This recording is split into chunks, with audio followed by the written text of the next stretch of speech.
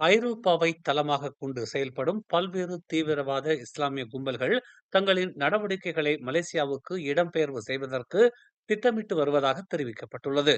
Nordic counter terrorism network எனும் பயங்கரவாத ஒழிப்பு மையம் நடத்திய ஆய்வில் இது தெரிய வந்துள்ளதாக அம்மையத்தின் இயக்குனர் ஆண்ட்ரின் ராஜ் தெரிவித்துள்ளார்.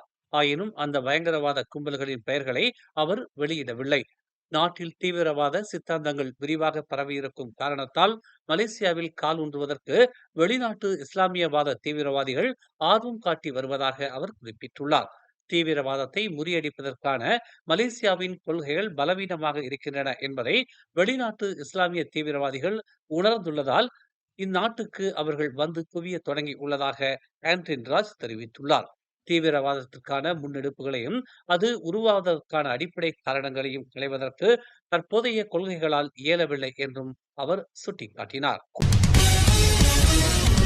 சமூக ஊடகத்தில் இனவாத அறிக்கைகளை வெளியிட்ட ஒரு நபரிடம் இருந்து மலேசிய தொடர்பு மற்றும் பல்லூடக ஆணையமான MCMC வாக்குமூலம் பதிவு செய்துள்ளது. மலேசிய ஆயுதப்படைகளின் மேஜர் ஜெனரல் ஒருவர் அண்மையில் லெப்டினன்ட் ஜெனரலாக பதவி உயர்த்தப்பட்ட சம்பவம் குறித்து அந்நபர் தனது சமூக ஊடகத்தில் இனவாத கருத்துக்களை வெளியிட்டிருந்தார். அக்கருத்துகள் அமைதியை குலைக்கும் வகையிலும் தேசிய ஒற்றுமைக்கு ஊறு விளைவிக்கும் வகையிலும் இருப்பதால் அந்நபரிடமிருந்து வாக்குமூலம் பதிவு செய்யப்பட்டுள்ளது. அந்நபரிடமிருந்து ஒரு கைபேசியும் சிம் கார்டும் கைப்பற்றப்பட்டுள்ளதாக MCMC நேற்று வெளியிட்டுள்ள ஒரு அறிக்கையில் தெரிவித்துள்ளது. கடந்த ஜூன் 20ஆம் தேதி கிள்ளான் மேருவில் உள்ள மோட்டார் சைக்கிள் கடைக்கு அருகில் ஒருவர் சுட்டுக் கொல்லப்பட்ட சம்பவத்தில் குண்டர் கும்பல் ஈடுபட்டிருப்பதை போலீஸ் உறுதிப்படுத்தியது. இதுவரை 25 மற்றும் 40 வயதுக்கு உட்பட்ட 2 உள்நாட்டினர் கைது செய்யப்பட்டுள்ளதோடு விசாரணைக்கு உதவும் வகையில் 12 பொது சாட்சிகளையும் அழைத்திருப்பதாக ஸ்லாங்கூர் மாநில போலீஸ் தலைவர் லத்தோ ஹுசேன் ஒமார் கான் தெரிவித்தார். இது ஒரு தற்செயலான சம்பவம் அல்ல என்று தாங்கள் நம்புவதாகவும் அவர்கள் மிக அருகில் இருந்து துப்பாக்கிச் சூடு நடத்தி உள்ளனர். அவர்கள் தனியாக வேலை செய்கிறார்கள் என்றும் அவர் குறிப்பிட்டார். அவர்கள் குண்டர் கும்பலைச் சேர்ந்தவர்கள் என்று தாங்கள் நம்புவதாகவும் அவர் குறிப்பிட்டுள்ளார். தமக்கு எதிராக ஊழல் மற்றும் கள்ள பண பரிமாற்ற குற்றச்சாட்டுகள் சுமத்தப்பட்ட போதே அரசியலை விட்டு விலகி விடுவது குறித்து தாம் பரிசீலித்ததை மூவார் நாடாளுமன்ற உறுப்பினர் சையத் சாடிக் சையத் அப்துல் ரஹ்மான் ஒப்புக்கொண்டுள்ளார். எனினும் தமது நற்பெயருக்கு ஏற்பட்ட களங்கத்தை நீதிமன்றத்தில் போக்க வேண்டும் என்பதற்காகவே அத்தகைய முடிவை தாம் மாற்றிக் கொண்டதாக இளைஞர் மற்றும் விளையாட்டுத்துறை முன்னாள் அமைச்சருமான சையத் சாடிக் தெரிவித்தார்.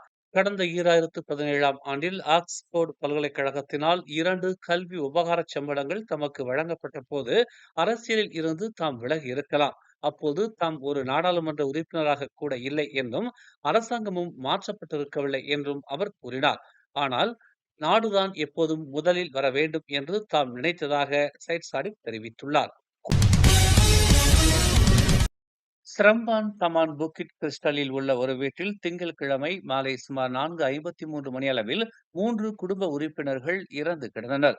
பூட்டிய வீட்டிலிருந்து துர்நாற்றம் வீசுவது குறித்து பொதுமக்களிடமிருந்து தமது துறைக்கு தகவல் கிடைத்ததாக சிரம்பான் மாவட்ட காவல்துறை தலைவர் முகமது ஹத்தா சேத்தின் தெரிவித்தார். தகவலின் பேரில் காவல்துறையினரும் தீ அணைப்பு படையினரும் வீட்டிற்கு சென்று மேற்கொண்ட சோதனையில் வீட்டின் 2 படுக்கை அறைகளில் அழுகிய நிலையில் 3 உடல்கள் இருப்பது கண்டுபிடிக்கப்பட்டன.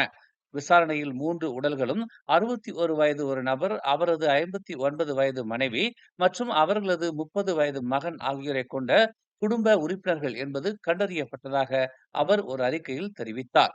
தடயவியல் பரிசோதனையில் மகனின் வலது கையில் வெட்காயம் இருப்பதாகவும் பெற்றோரின் உடல்களில் சந்தேகத்திற்கு இடமான அறிகுறிகள் எதுவும் இல்லை என்றும் அவர் கூறினார். சம்பவத்தின் போது பயன்படுத்தப்பட்டதாக நம்பப்படும் இரத்த கறைகளுடன் கூடிய 4 கத்திகளும் மேஜையில் பல்வேறு வகையான மருந்துகளும் காணப்பட்டன. இறப்புக்கான காரணத்தை கண்டறிய 3 உடல்களும் ரேம்பாவ் மருத்துவமனைக்கு பிரேத பரிசோதனைக்காக கொண்டு செல்லப்பட்டதாக அவர் தெரிவித்துள்ளார். பினாங்கு பட்டர்வர்த்தில் உள்ள சுங்கை நியோரில் நேற்று மாலை அடையாளம் தெரியாத ஒரு நபர் ஒரு வாகனத்தை நோக்கி துப்பாக்கிச் சூடு நடத்தியதில் ஒரு நபர் மயிரிழையில் உயிர் தப்பினார். மாலை 5:40 மணி அளவில் நடந்த இந்த சம்பவத்தில் 40 வயதுடைய அந்த நபர் தனது மகனை பள்ளியில் இருந்து அழைத்து வர சென்று கொண்டிருந்ததாக தெரிவிக்கப்பட்டுள்ளது. அந்நபரை மேலும் 2 பேர் அணுகியதாகவும் பின்னர் அவரது வாகனத்தின் ஜன்னல் மீது பலமுறை துப்பாக்கிச் சூடு நடத்தியதாகவும் செய்தி வெளியாகி உள்ளது.